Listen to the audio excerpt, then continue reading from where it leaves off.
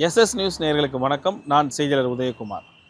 தமிழகத்தில் எதிர்க்கட்சித் தலைவர் உதயநிதி ஸ்டாலின் கைது செய்யப்பட்டிருக்கிறார். குறிப்பாக முதலமைச்சர் குறித்தும் நடிகை திரிஷா குறித்தும் அவதூறாக இரட்டை அர்த்தத்தில் இருக்கக்கூடிய வார்த்தையை பேசியிருப்பதாக தொடரப்பட்ட அந்த வழக்கின் அடிப்படையில் எதிர்க்கட்சித் தலைவர் உதயநிதி ஸ்டாலின் அவர்கள் கைது செய்யப்பட்டிருக்கிறார். இது குறித்து பொதுமக்களிடத்திலே பல கருத்துக்களை கேட்க இருக்கின்றோம். அதாவது கைது செய்யப்பட்டது சரியா இல்லை கைது நடவடிக்கை தவறா என்பது குறித்தும், இந்த கைது நடவடிக்கை தேவையா இந்த நேரத்தில் என்பது குறித்தான கேள்விகளை பொதுமக்களிடத்தில் நாம் முன்வைக்க இருக்கிறோம். அவர்களின் பதிலுக்காக காத்திருக்கிறோம். வாங்கல் காணலாம். அரெஸ்ட் பண்ணது நல்லது நான் சொல்ல வரல, இது பேசிருக்கலாம். அரெஸ்ட் பண்ணு சொல்லல, தப்புதான் ஒரு வார்த்தை பேசுறது. அவன் என்ன பண்ணா, அவன் எங்களுக்கு என்ன பண்ணா? தன்வினை தன்னிச்சுடும். யாரா இருந்தாலும் சிஎம் வந்து மரியாதை இல்லாம பேசுறது ரொம்ப தப்பு. இப்போ உங்க அக்கா பத்தி பேசினா உங்களுக்கு கோவம் வராதா? தமிழ்நாட்டுக்கு முதலமைச்சருக்கான மரியாதையை யாரா இருந்தாலும் கொடுக்கணும். தப்புனா தப்பு, சரினா சரிதான். தொண்டர்களை பேசினா அவர் அந்த கட்சியில இருந்து அவர் என்ன சொல்லியிருக்கணும், அந்த மாதிரிலாம் பேசாதீங்க அந்த மாதிரி அவர் சொல்லியிருக்கணும். ஆனா அவர் சொல்லலை. அவர் உற்சாகத்துல அந்த மாதிரி பேசும் தப்பு தான். அரெஸ்ட் பண்ணது நல்லது நான் சொல்ல வரல. கொஞ்சம் இல்லை அரெஸ்ட் பண்ண வேணாம், கொஞ்சம் பேசியிருக்கலாம். அரெஸ்ட் பண்ணு சொல்லல, தப்புதான் ஒரு வார்த்தை பேசுறது. ஏன்னா அவ்வளோ ஒரு முதலமைச்சர் இருந்து அவர்கிட்ட நாங்கள் எல்லாம் பார்த்துருக்குறோம். ஆனால் அந்த மாதிரி சொல்லலை யாரையும் அவர் அரெஸ்ட் பண்ணது. பேசுறது வார்த்தை தப்பு. ஆனால் இருக்கிறவங்க தூண்டி விடுறாங்க. அவர் பேசணும் இல்லை, இருக்கவங்க தூண்டி விடுறாங்க. ஒரு காலத்தில் அவரும் ஆண்டவங்க, அவங்க அப்பா தாத்தா காலத்துலேருந்து. அதனால அது செய்யக்கூடாது, தப்பு அது. அவர் பேசுறது ஆமாம், கைப்பட தப்பு. பெரிய அந்த மிக்சை குத்தி ஓட்டியை குத்தி தலைமுறை சேர்த்து வச்சுக்கிறான். யாருக்கு நான் கொடுத்தா?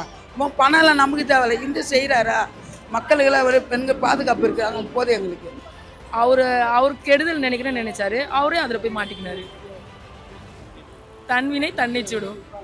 அதனால அவருக்கு நினைச்சதுனால அவருக்கு திரும்ப அது வந்தது. சரிதான்.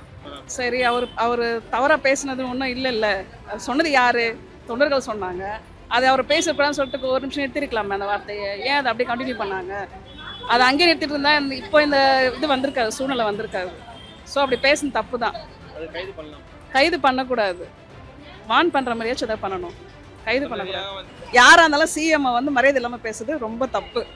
பொதுமக்களாக இருந்தாலும் சரி, யாராக இருந்தாலும் சரி, அவர் இருக்கிற ஒரு போஸ்டிங் என்ன மாதிரி போஸ்டிங் அது, அங்கே போயிட்டு அவர் வந்து தரக்குறவா பேசுறதுன்னு தப்பான விஷயம் தான். அது செய்யக்கூடாது. அது நான் இப்போ உள்ளவருக்கு தான் நான் இப்போ சொல்கிறேன். பெண்கள் பற்றி பேசினா தப்பு தான், அது கைது பண்ணி தான் ஆகணும். நான் என்னன்றேன்னா, அவர் கேச்சிட்டாரு, அதோட விட்டுருங்கன்றேன். சும்மா அவரை பேர் நோண்டிக்கினே இருக்காதுங்கன்றேன். சும்மா நோண்டினா அவர் இப்போ இன்னும் நோண்டினா நீ சும்மா இருப்பீங்களா? கேள்வி கேட்க மாட்டீங்களா? அடிக்க வரீங்களா? அதுமாதிரி தான் அவரை பண்ணுறாரு. சும்மா அவர் பேச்சுக்காம போய்கினே இருக்கீங்கன்ற. அவர் செஞ்சுக்கினே இருக்கட்டும். எதுனா அதில் தப்பு இருக்கா? அதில் பேசுங்க. நீங்கள் சும்மா தப்பு பண்ணாதுமேனா தப்பு செய்யாதுமேனா அவர் மேலே பை சுமக்கக்கூடாது. பெண்கள் பற்றி தானே பேசியிருக்காரு. இப்போ நான் அவரை பற்றி பேசினேன்னா இவங்களை பற்றி பேசினேன். பெண்கள் பற்றி தானே பேசியிருக்காரு. எல்லாருக்கும் தானே கோவம் வரும். இப்போ உங்கள் அக்கா பற்றி பேசினா உங்களுக்கு கோவம் வராதா? அதுமாதிரி தான் விஜய் எல்லாருக்கும் பொதுவாக சொல்லிக்கிறாரு. பெண்கள் பற்றி என்னையா பேசுகிறீங்க தான் கைது பண்ணுறாரு. அப்போ அதுவும் சொன்னேன்னு என்ன சொல்லுங்க, விஜய் கைது பண்ணலனா கூட அவர் பொண்ணு பற்றி பேசினா சும்மா விட்டுருப்பாரா விஜய்? நிறைய எடுத்துருக்க மாட்டாரான்னு கேட்பீங்களா? அது மாதிரி தான் அவர் செய்கிறாரு.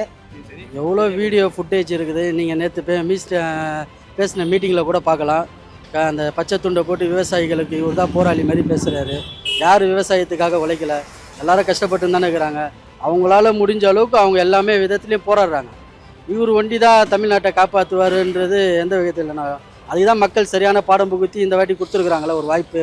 இந்த ஒரு 2-3 மாதத்துலேயே நீங்கள் இந்த அரசோட சாதனைகள்லாம் பார்க்கலாம். நிறைய நல்லது தான் பண்ணிகிட்டு இருக்காங்க. இன்னும் வாய்ப்பு கொடுப்போம். குறைஞ்சது 1 வருஷமாவது ஆகணும் இல்லை? அதுக்குள்ளேயே நீங்கள் தாவேக்கு ஆட்சி சரியில்லை, இதனால் அப்புறம் கூட்டணி கட்சிங்க இப்படி இருக்கிறாங்க, துரோகிங்க, இதெல்லாம் சொல்கிறது ரொம்ப வன்மையான விஷயம். ஆமாம், கண்டிப்பாக தமிழ்நாட்டுக்கு முதலமைச்சருக்கான மரியாதையை யாராக இருந்தாலும் கொடுக்கணும். அதுதான் அரசியல் மாண்பு எல்லா வகையிலும். தப்பாக பேசினா தப்பு தான், சரியாக பேசினா சரி. தப்பு தெரியாமல் யாரையும் கைது பண்ண முடியாது. தப்பு பண்ணியிருந்தா கைது பண்ணி நடவடிக்கை எடுப்பாங்க. தப்பு பண்ணலை, இருந்தால் தப்பு கைது பண்ணிட்டாங்க அப்படின்னா எப்படி வெளியில் வந்து தானே அவனை தப்பு பண்ணல அப்படின்னா? தப்புனா தப்பு, சரினா சரி தான்.